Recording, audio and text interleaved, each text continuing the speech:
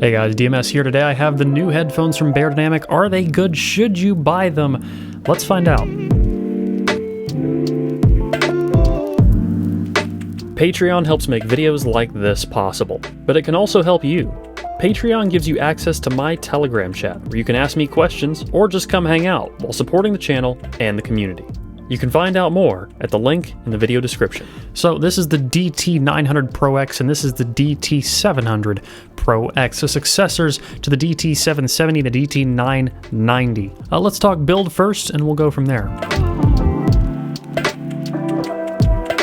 So build-wise, these are fantastic. Honestly, some of the best built headphones that I have felt from Beyer in this price range. Not as well built as something like a T1, but definitely up there. They feel super durable. The new pads are much deeper, much thicker. I love the padding on the top of the headband, and now there's actually a detachable cable, which that is very welcome. I didn't like that the cables on the DT990, 880, 770 before were non-detachable, which means if they broke, you couldn't replace them. And the nice thing here too is that if you want, you can have a cable of a different length. These come with two different lengths cables in the box, a short one and a longer one, 3.5mm with adapters for 6.3mm. Now you cannot run these balanced, they are single-ended only. The adjustment mechanism is nice, it holds pretty sturdy. There is a bit of clamp force out of the box, but I found that if you have them adjusted to the right height, they are extremely comfortable. I can wear them all day long. I will note, if you are like me and you have gauges, I have to take these tunnels out. I cannot wear these tunnels with these headphones on. So if you have extremely large ears, because this does make my ears definitely taller, you will probably have some problems there. But if you have normal sized ears, like I said, if you have tunnels, it's not gonna work. But if you have normal sized ears, you're completely fine. I had to take these out, and then comfort was not an issue at all. I used it a fair bit, and these have been through some traveling with me already. The office and back home and around other places. I've used them on set, and they feel pretty durable. I've had no issues. They haven't seemed to scratch or anything, and they've already taken a hell of a beating. It really doesn't show. Let's talk about objective sound, frequency response measurements, all that, and then we'll talk about my subjective opinions on how these sound and who they're for. Now let's start with the DT700 Pro X. These measure better than the DT770 did, actually. Not perfectly linear, pretty surprisingly decent for a closed back headphone, especially at its price range. They're not really bright like you would expect a Beyer to be. There is some elevation in the bass, but for the most part the treble is relatively adherent to the target. The bass does elevate a little bit. It's more in line with Resolve's hybrid target rather than Kren's IEF target, which for something like the DT700 or the DT770, it is mostly as a monitoring headphone. That's what most studios are going to use it for, is for monitoring. That's what professionals like video guys are going to use it for. And as a monitoring headphone, it's fantastic. I would absolutely recommend using this in a vocal booth or on set plugged into your audio monitoring device if you're doing film. It's just a great closed back headphone for pro work. The 900 Pro X is probably the best measuring headphone that Beyer has ever made, at least that I've ever gotten my hands on. The mid-range and bass is flat as a board. There is a bit of the treble elevation that comes above the target, though nowhere near as severely as something like the unbearable DT990. We do have a bit of a dip at 4 kilohertz, though it's not problematic. It is definitely audible if you're doing a sweep, but outside the context of a sweep, it doesn't seem to be a big deal. Overall, both of these headphones in terms of objectivity are a considerable improvement over the previous generation. Now let's talk about subjective sound, detail, soundstage, and so on, and who these headphones are for. Now, both of these headphones measure extremely well, as I said. Both of them are very adherent to targets, and both of them don't really have much detail. This seems to be their biggest flaw, is the fact that these headphones really just sound overdamped. They're very dull, which isn't necessarily a bad thing. I think that for someone mixing and mastering or for someone working in a studio, these are fantastic. And I actually enjoyed them a lot for gaming as well. If you're an audiophile and your main objective is kind of pulling information out of the music, listening to that detail, this isn't the headphone for you. But that isn't to say that they're bad headphones, because I think they're great headphones. They do both sound a little bit shouty, almost in the sense where the mid-treble sounds a bit brighter and the upper treble sounds a bit more rolled. I did tinker with EQ some on these on different shelves, and pulling down the mid-treble just a little bit and pulling up the treble above 14 kilohertz really seemed to kind of open them up a little bit. Though in that situation they are a little bit less target adherent. That's not something I would recommend professionals doing, but if you are an audiophile who owns these, that is definitely the route where I got the most pleasure out of listening to them. This is still a good headphone in general, and I have enjoyed using it for the last, I'd say, 2 weeks. And when I say used for the last 2 weeks, I actually mean daily driven, both of these headphones going back and forth depending on the use case.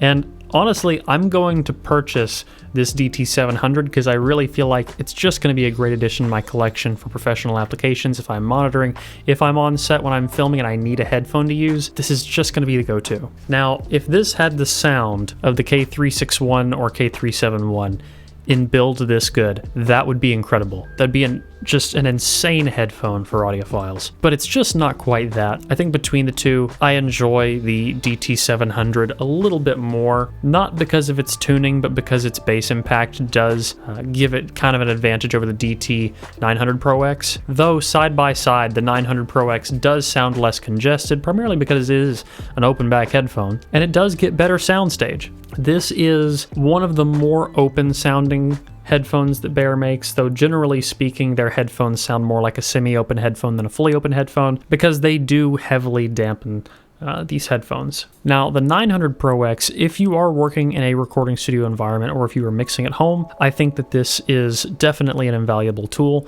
I think something like this would be very good to have alongside several other headphones. I think that when you're mixing, especially when you're mastering, when you're in a studio environment, things that have really good instrument separation, things that have really good detail, really good soundstage, are almost a detriment at times. And it is very useful during some stages of it, and it's nice to have a diversified collection of things to listen to.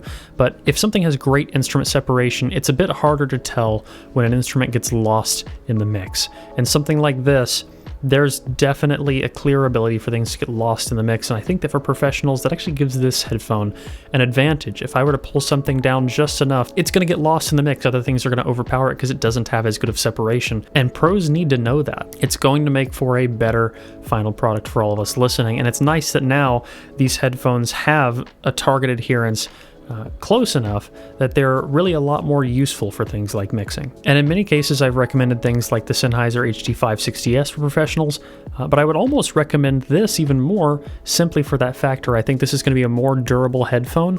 It's definitely a headphone that I know I could throw around a little bit more. It's less flimsy. And honestly, because it does have less magic, less detail, less soundstage, this is going to be a better studio headphone. Now, the 560S I still think is fantastic. It's definitely got more detail, more soundstage, and I definitely recommend the 560S for audiophiles.